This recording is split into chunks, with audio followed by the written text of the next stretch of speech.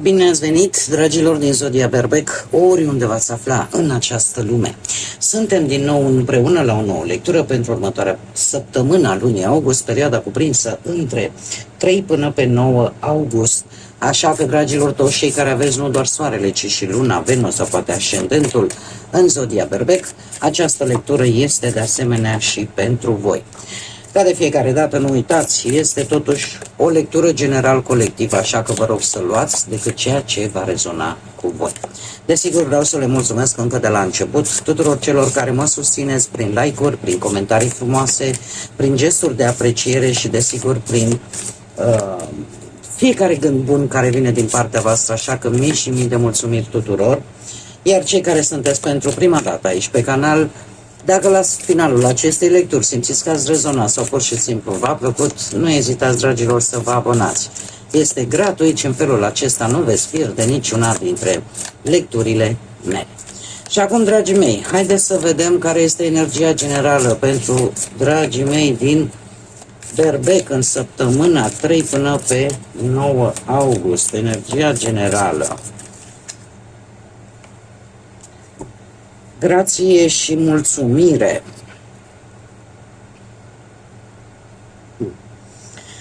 Dragilor, pentru voi această nouă săptămână de august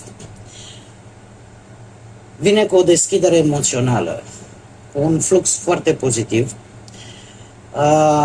Parcă începeți să apreciați, nu știu, dintr-un anume, cel puțin dintr-un anume punct de vedere, apare această apreciere a vieții în general, așa, acest flux pozitiv. Este ceva care vă deschide inima, care vă crește bucuria. Începeți să observați că nu toate lucrurile sunt rele, că sunt și lucruri bune, chiar și mici fiind ele, da? Este foarte importantă această energie și știți de ce? Și mai ales pentru voi, pentru că nu vă mai focusați, nu vă sunteți atât de atenți pe lipsuri, pe jumătatea aia goală a paharului. Începeți să fiți atenți și mult mai deschiși către ceea ce aveți deja. Indiferent cât este de mic și indiferent poate aparent cât de nesemnificativ ar părea, este o săptămână în care voi vă dați seama de fapt că nu este totul negru așa cum pare sau așa cum îl pictează alții. Este o săptămână de deschidere și dacă într-adevăr ajungeți la acest optimism, la această energie pozitivă în care să îți dai seama totuși că te poți simți bogat, nu știu, dacă ai o familie iubitoare, că te poți simți fericit, că, uite, dau un exemplu concret pe care îl dau și eu de multe ori, l-am dat copiilor mei și pe viitor, de câte ori am ocazia, am să o fac. Ei poate să mă contrazică când vor urmări această lectură. În momentul în care simțim că ne este greu, în momentul în care simțim că viața este nedreaptă, dar în schimb putem umbla, putem vedea, putem auzi, putem mânui cu mâinile, atunci de fapt suntem mai fericiți decât am putea crede. Pentru că uitându-te la unele persoane care au probleme fizice, care nu se mai pot, unele dintre ele, reface și trebuie să trăiască cu aceste lipsuri fizice sau mentale, și chiar și așa reușesc, cel puțin din când în când, să mulțumească lui Dumnezeu și să se bucure până la urmă de viață. Așa că e o energie, din punctul meu de vedere cel puțin, este o energie care vă ridică, nu doar emoțional, vă ridică spiritual. Și asta e un lucru mare. Haideți să vedem ce ne spune tarotul. Ce vine pentru dragii mei din Berbec în săptămâna 3 până pe 9 august. Atât pe plan profesional, financiar sau sentimental.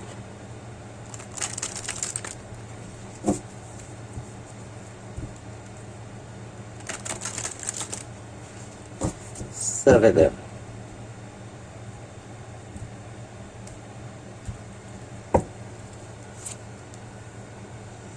Și avem un rege de cupe.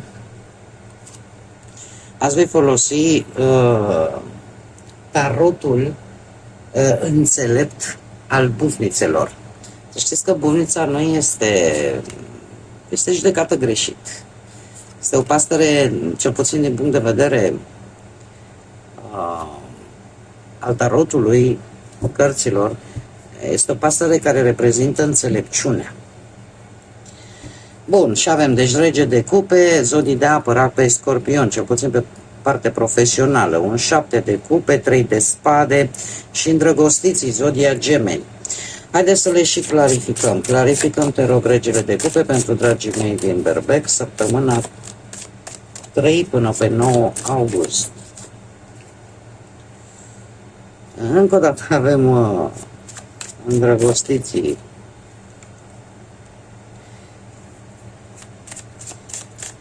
Marele preot. Clarificăm treiul de spade, ia să vedem cine e supărat aici și de ce. Clarificăm treiul de spade, te rog.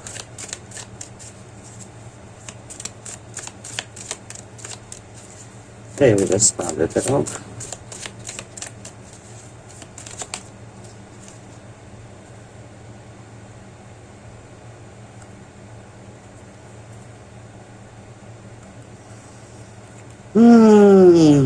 Sunt foarte multe, o să le parcurgem așa repejor. Clarificăm îndrăgostiții, te rog.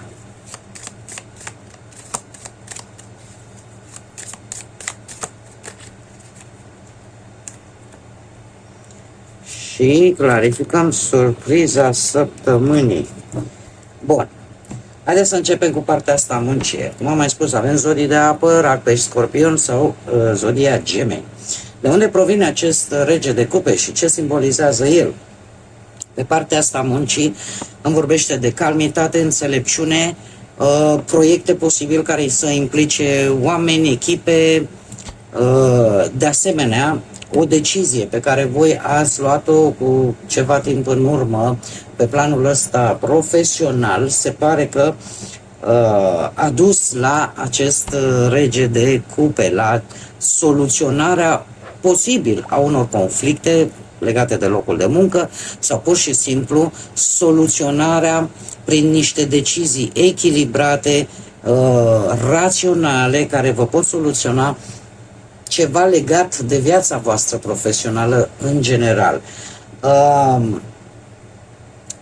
Îndrăgostiții în această situație ne vorbește de niște colaborări. Niște colaborări, niște proiecte care se cam potrivesc așa cu ce vă place vouă, cu valorile voastre. Da? E vorba de o echipă aici. Și dacă veți face o echipă, veți lucra cu o echipă, simțiți că sunteți compatibili, simțiți că, sau intrați într-o colaborare cu cineva pe un proiect care vă place. Da? E vorba de parteneriate foarte solide în ceea ce privește viața profesională, colaborarea cu colegii, cu șefii, cu alți profesioniști, va fi una foarte bună, veți primi un sprijin și eu aș spune că de fiecare dată când, înainte să luați vreo decizie importantă, o veți gândi foarte bine înainte. Mai ales dacă e vorba de acceptarea vreunui job sau, cum am mai spus, de asocierea într-o afacere. Este o săptămână în care se pare că lucrurile se fac mult mai înțelept, cu mai multă calmitate, cu mai multă diplomație. Există de asemenea și un control. O să fiți într-o săptămână, mai ales cei care vă știți că aveți și ascendență zodii de apă, Diplomația asta va fi exploatată la maxim. De ce? Pentru că nu veți arăta pe față. Dacă vă place, dacă nu vă place, veți fi așa un fel de ca la poker face. Dar e ceva bun din câte văd eu aici. Partea materială, avem un 7 de cupe. De unde vine el? De la Marele Preot, zodia Taur, ceva legătură cu zodia aceasta posibil. Marele Preot, când vorbim de bani, ne vorbește de un plan. De un plan sigur, din punct de vedere financiar, orică unii dintre voi, nu știu, vedem foarte bine cum evoluează la nivel global omenirea și poate unii dintre voi, domne, vreau să fac o investiție. Unde? În ce să investesc repede? Nu știu, investesc în aur. Să zicem, am dat un exemplu, da? Ținând cont de vremurile pe care le trăim. Deci, la voi s-a produs o regândire a ceea ce veți face cu bănuții. Unde îi veți investi? Cum îi veți economisi? Iar, tocmai pentru că aveți această idee în cap, lucrurile astea duc la un 7 de cupe. Ce îmi spune asta? Că va trebui să selectați foarte atent prin aceste investiții diferite care vi se oferă. Da? Există o ofertă, posibil la unii chiar de muncă, care să-ți aducă bani, poate unele joburi, să zicem, unele oferte vin cu bani pe termen scurt, să zicem, altele poate nu sunt atât de promițătoare. Cert este că trebuie să judecați foarte clar în ce investiți, cum investiți, în ce oferte trebuie să vă bazați. Acum, dragilor, combinația asta dintre Marele Preot, care duce la acest 7 de cupe, aș spune că arată cumva o diferență între ce pare posibil și ce este de fapt sigur sau corect făcut. De ce? Pentru că 7 de cupe îmi poate vorbi despre, cum am mai spus, mai multe variante, oferte, promisiuni, idei, speranțe financiare. De asemenea, nu trebuie să nu vă gândiți că există tentație de a vă uita, cum să spun eu, la ce îți atrage atenția, ce e mai sclipitor așa. Totuși, se pare că nu o să vă fie chiar foarte clar și aveți grijă în această săptămână, pentru că va apăra tendința asta să fiți atrași sau să idealizați o anumită ofertă sau două doar după strălucire și nu neapărat pe ceva concret. Pe de altă parte, eu aș spune că toată această tendință a voastră vis-a-vis de bani nu vine neapărat că nu aveți unii dintre voi, ci mai degrabă dintr-un context în care, cum am mai spus, există niște ori obligații, acte, contracte, ori instituții, obligații, proceduri, de ce nu? Sau e vorba de o structură financiară, cum ar fi o bancă, de exemplu, sau, nu știu, în general, instituțiile astea care se ocupă cu împrumuturi, cu credite și așa mai departe.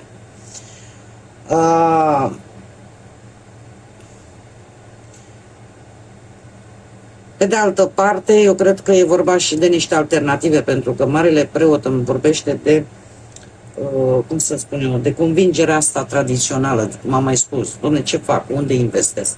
Ca să nu pierd, mai ales în vremurile astea tulburi. Pe de altă parte,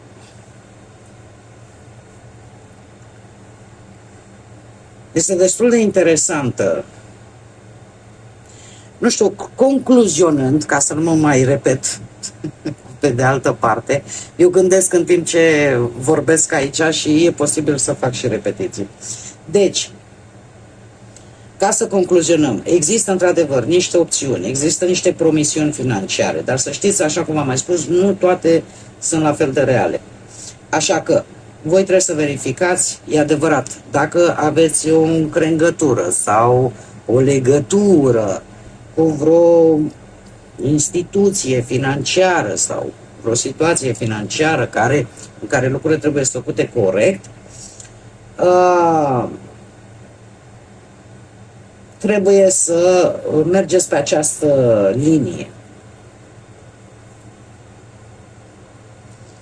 Nu văd neapărat o pierdere, ci mai degrabă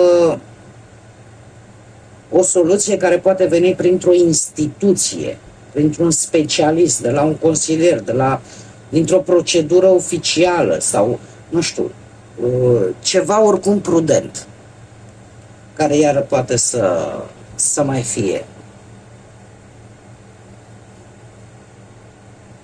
Așa că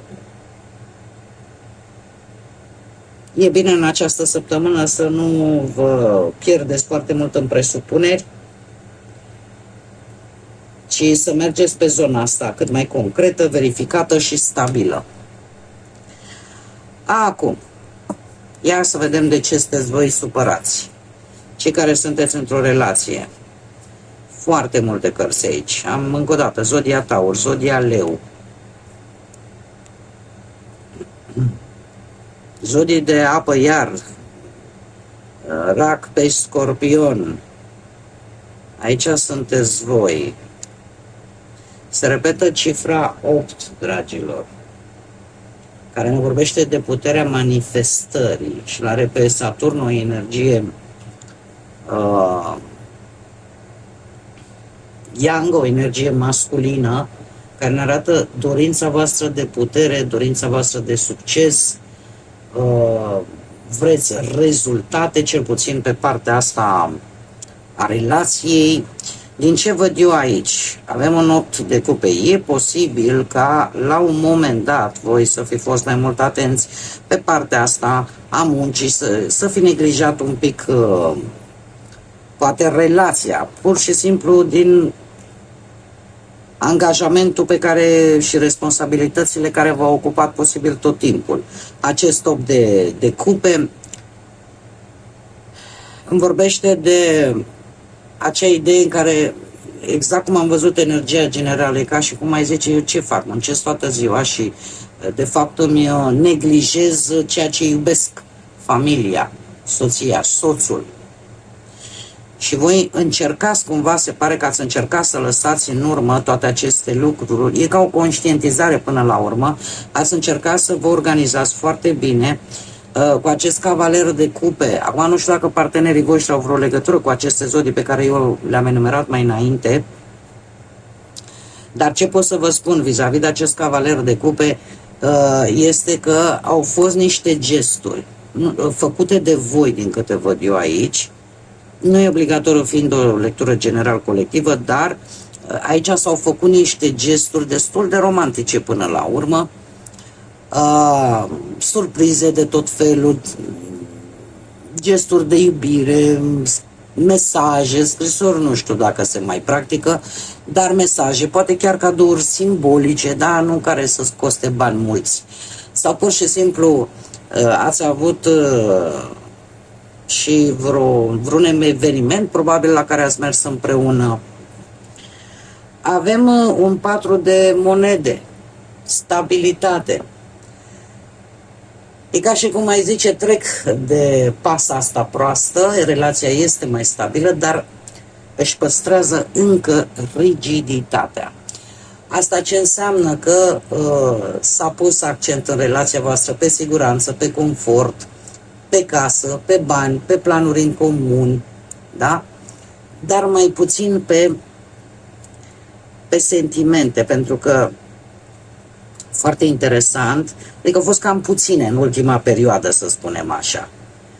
Avem un 6 de monede. Pe partea relației, dragilor, acest 6 de monede totuși ne vorbește de sprijin reciproc. Faptul că la un moment dat ori ați primit voi atenție din partea partenerilor voștri, ceva a consolidat și mai bine legătura dintre voi. S-a întâmplat un lucru pentru care voi sunteți recunoscători. Și bineînțeles avem împărăteasa și forța, care se apropie cumva de acest 3 de spade. Împărăteasa în această situație, zodia Taur, îmi vorbește de grijă totuși, de afecțiune, de gesturi concrete. Nu știu, poate voi, poate partenerul vostru, vă duceți acasă și faceți gesturi pe care poate nu le-ați făcut până acum. Nu știu, fiind domn, să te duci acasă și începi să-ți ajuți partenera să spele vasele, să zicem, sau să dea cu aspiratorul. Lucruri mici, da? Dar care, să știți că la un moment dat au o importanță foarte mare. Poate că unii dintre voi a simțit voi nevoia, doamne, mă pun mai guapa, cum se spune în spaniolă. Am mai multă grijă de mine, ia să vedem cum îmi stă freza, cum îmi stă părul. Schimb ceva la mine, da? Pentru a simți nevoia de acest lucru. Ce este interesant, faptul că avem forța. Cea mai apropiată carte din această istorie vis-a-vis de treiul de spade. Forța, la rândul ei, dragilor, îmi vorbește de blândețe, de răbdare. E posibil, într-adevăr, să aveți, dat fiind că sunt totuși atât de multe cărți care nu sunt negative pentru relația voastră, aș spune că acest 3 de spade, de fapt, îmi vorbește de lehamite, dacă mă întrebați pe mine. Adică, ce înseamnă asta? Există o anumită tristețe. De ce? Apar anumite conflicte pe care voi încercați cumva să le, cu răbdare, cu blândețe, da? Încercați să vă ascultați partenerii și să discutați calm problemele care pot apărea în cuplu. Există gesturi practice, constante chiar, există o încurajare. Tind să cred că toate aceste probleme, toată această tristețe, toată această energie nu tocmai ok, de fapt nu vine neapărat de la voi, ci pur și simplu de la situațiile cu care voi vă confruntați. Nu vă gândiți mereu că treiul de spade, gata, m-a părăsit, mă lovește în inimă. Nu, tarotul nu e chiar atât de, cum să spun eu, precum calul, da? Are mai multe nuanțe. Nu trebuie să vedeți neapărat o carte negativă și să ziceți gata, până aici mi-a fost. Nu, plus de asta, așa cum îmi place să o spun, tarotul nu condamnă și nu obligă. Dar, din câte văd eu aici, eu o văd mai mult ca pe o tristețe interioară pe care voi aveți în sufletul vostru din N motive. Da? Vă puteți certa în cuplu pentru niște lucruri care, sau vă puteți întrista, uite, numai ce se întâmplă în lumea asta mare, și asta afectează și la nivel individual. Așa că eu o văd pasageră și nu neapărat, nu trebuie să vă gândiți că este ceva wow. De asemenea, aș mai fi vrut să spun un lucru vis-a-vis de cei în relație. Dragii mei, asta așa ca o concluzionare pe scurt. La voi, aș spune că voi aveți răbdare, aveți stăpânire, aveți rezistență, aveți capacitatea să duceți niște greutăți, da? Ca să nu vă prăbușiți. Asta nu înseamnă că iubirea lipsește, ci mai degrabă există iubire, există dorință de a face lucrurile bune, cel puțin în relația voastră, dar există o anumită limită, există ceva care vă limitează și care vă întristează în același timp. Da, e ca și cum mai zice, îmi pasă, vreau să ajut, încerc să fiu puternic, încerc să susțin, dar există ceva ce nu pot rezolva, sau nu acum cel puțin. Da, luați-o ca un fel de neputință. Acum, pentru cei care sunteți singuri, avem îndrăgostiții. Voi, dragilor, voi cred că sunteți într-o perioadă în care explorați, ca să zicem așa, niște relații, să vedeți, se potrivesc, nu se potrivesc cu valorile voastre, cu interesele voastre. Pe de altă parte, e posibil să aveți o întâlnire cu cineva și să descoperiți că, domne, are aceleași gânduri la fel ca și mine. E o perioadă în care veți vrea să înțelegeți, de fapt, cam ce vrea cu adevărat această persoană de la o relație. De unde provine acest lucru? De la niște lucruri total neașteptate cu acest top de bâte. Aș zice că a apărut așa, pe nepusă masă, o întâlnire foarte rapidă, o experiență socială, de ce nu, ceva foarte plin de energie, că a fost la un eveniment, că a fost la o întâlnire neașteptată. Cert este că voi ați profitat de această dinamică și ați interacționat voi, se pare, foarte activ cu acest paș de cupe, zodii de apă. Acum poate să fie, poate să nu. Ăsta rac, pești sau scorpion.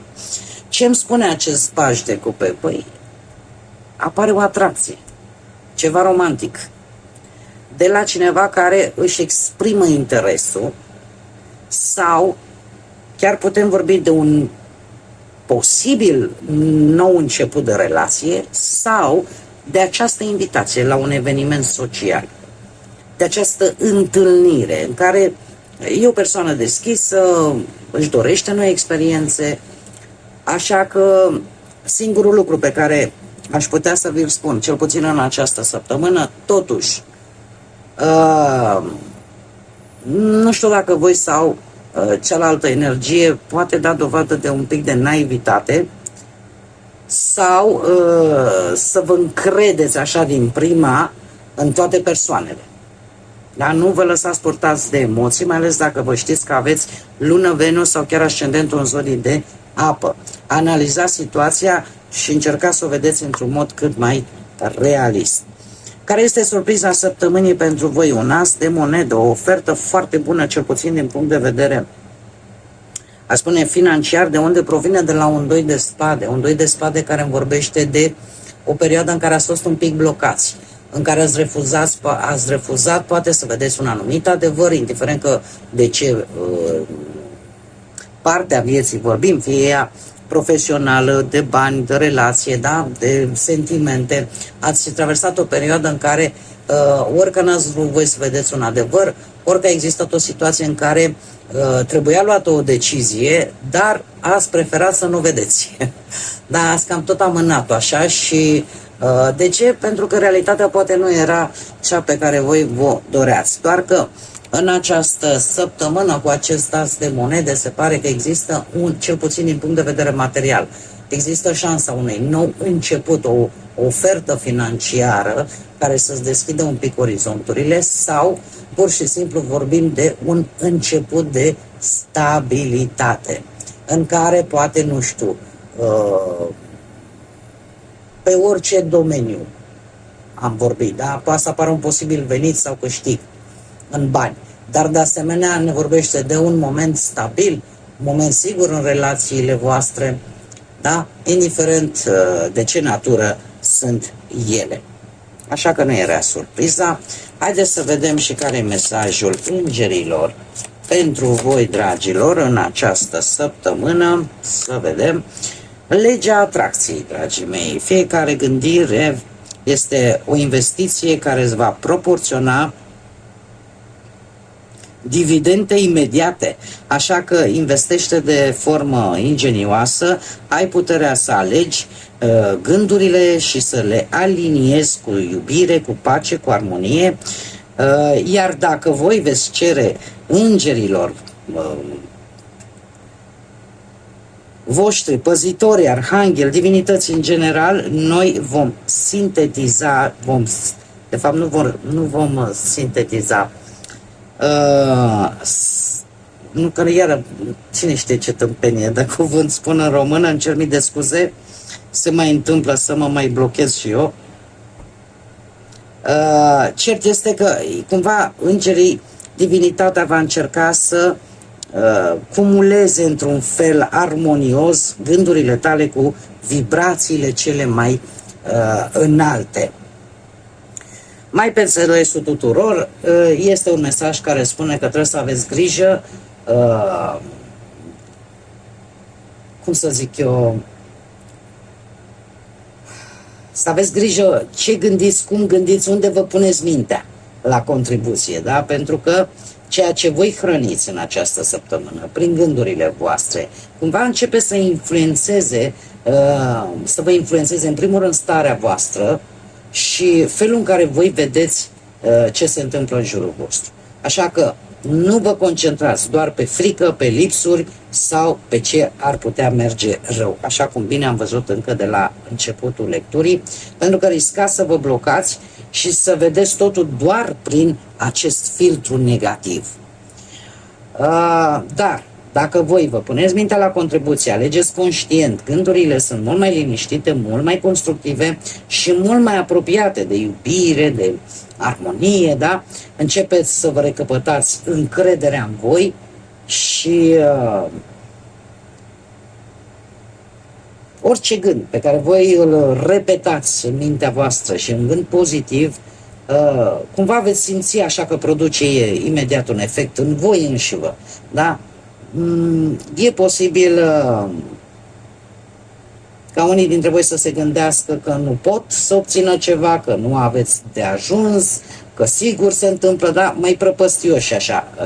Încercați să alungați această stare și încercați să nu lăsați ca aceste gânduri negative să vă influențeze nu doar emoțiile, cât și comportamentul vostru. Da? Așa că este un mesaj care merge mână în mână cu energia voastră generală. Bun, dragilor, cam acestea au fost mesajele pentru voi pentru această nouă săptămână de august. Eu vă mulțumesc desigur că ați fost alături de mine, iar până data viitoare când ne vom reîntâlni la o nouă lectură, nu uitați, suflete frumoase, să gândiți înalt, să zburați înalt și desigur să lăsați ca pacea, credința, iubirea și lumina să vă însoțească la fiecare pas.